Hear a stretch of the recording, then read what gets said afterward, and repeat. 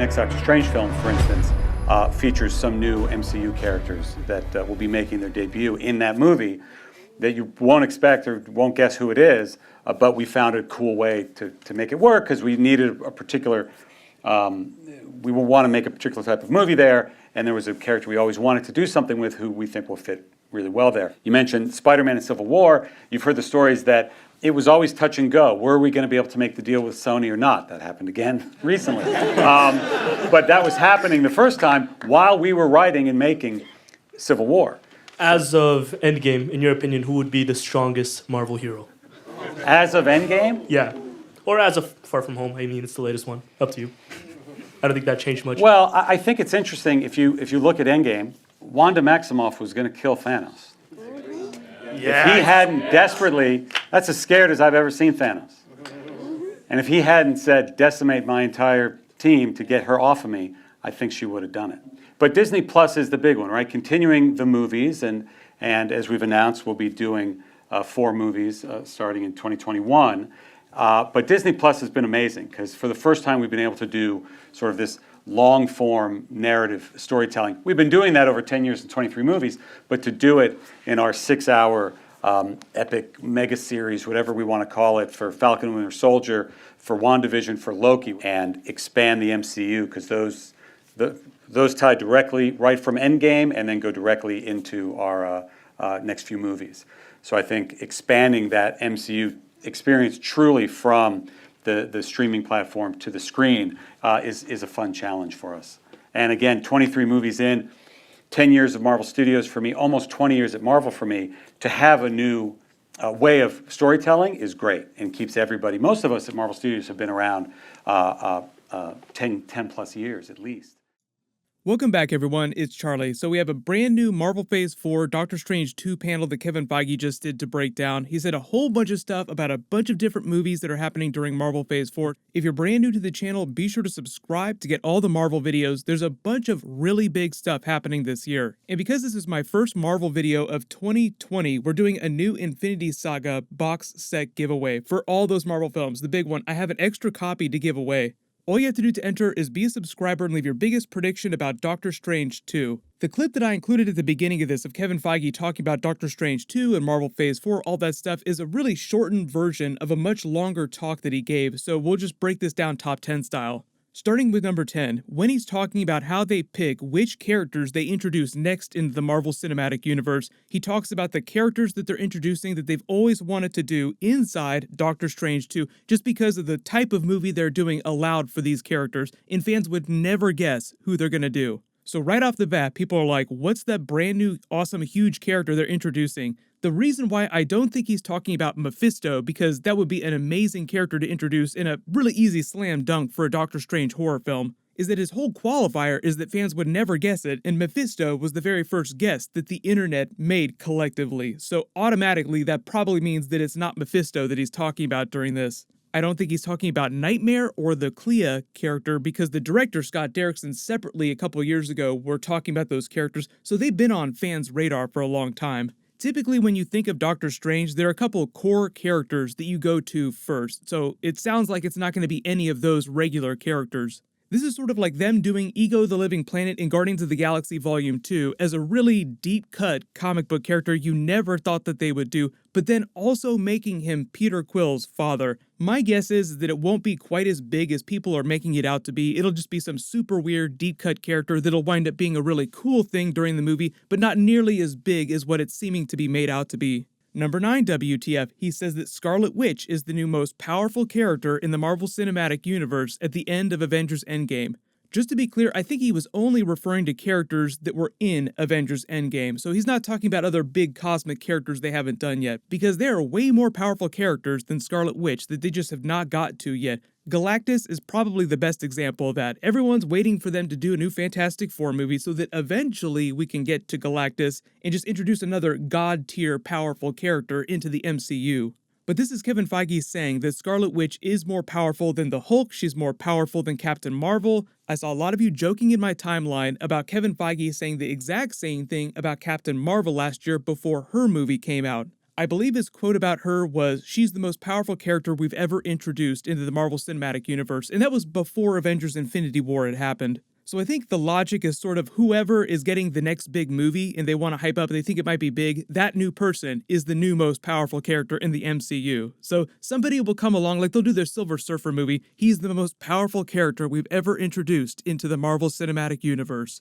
He's nothing if not a hype man, so hopefully that kind of explains the way they feel about how powerful each of their characters are. As of right now, that's true, Scarlet Witch is the new most powerful Avenger character on planet Earth. So number 8 WTF, Wandavision is now releasing in the fall this year instead of 2021. Because it's New Year's week 2020 as I'm releasing this video, Disney Plus released a new trailer. Hey, here's all the cool stuff we're releasing during 2020. Everybody get hyped up. There was a clip for The Mandalorian Season 2 because that's going to be coming out later this year. Everyone's really excited about that.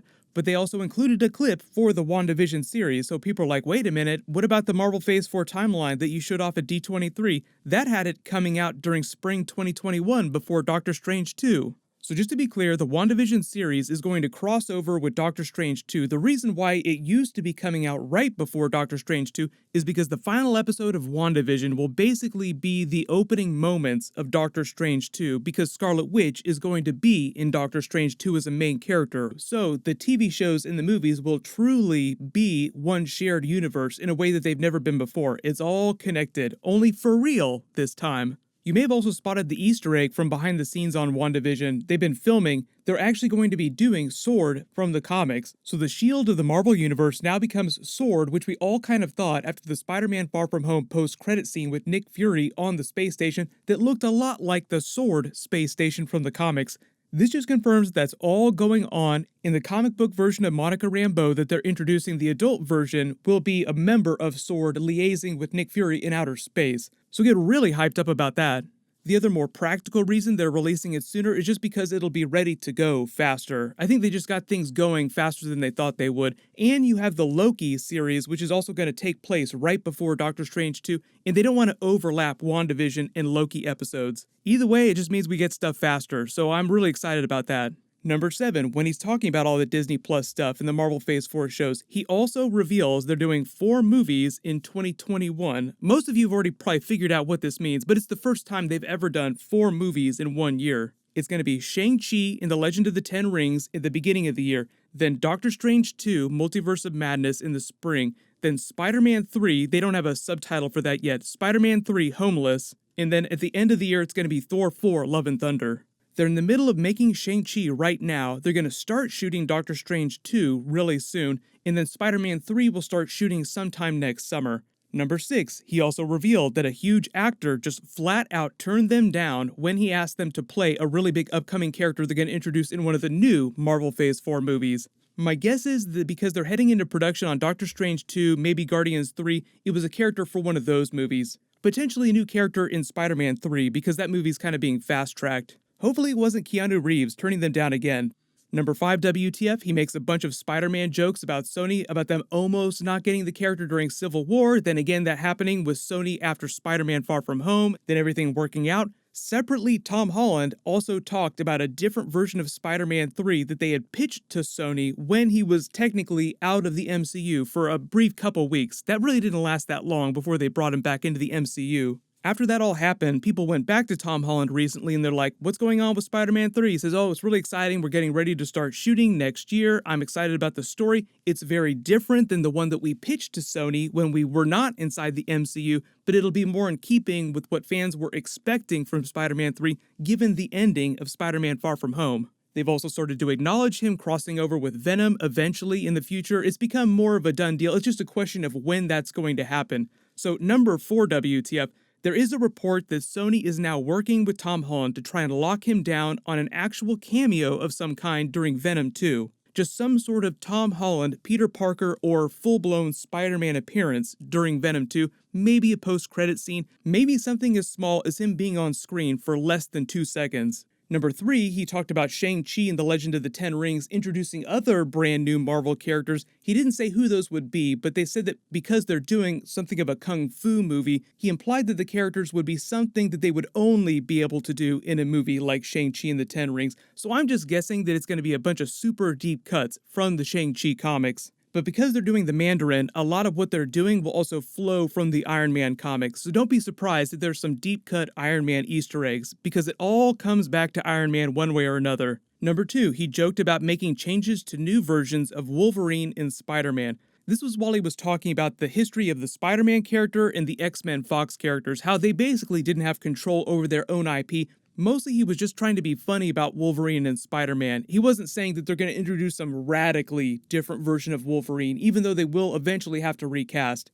In number 1 WTF, he also talked during this about how they figure out the endings to their movies and how it winds up being a group collaboration. He was mostly using the example of Avengers Endgame, like how did they figure out how that ending was going to be and when did that happen? According to him, they figured out the ending, Captain America getting his happy ending with Peggy Carter, way before they ever broke the story for Avengers Infinity War. They knew the ending before they knew what the other movies were going to be. The big thing that's happening next week in the Marvel Universe is they're dropping the next big New Mutants trailer, which is technically a Marvel movie now, so of course I'll do a video for that when it drops, but leave all your video requests in the comments below. Congratulations to the giveaway winner from my last big Marvel video, LongTyler48. Please email me on the About page of my channel so I can get your details. Everyone, click here for my brand new Deadpool 3 Ryan Reynolds video, and click here for my brand new Mandalorian Season 2 video. Thank you so much for watching. Everybody stay awesome. This is the way.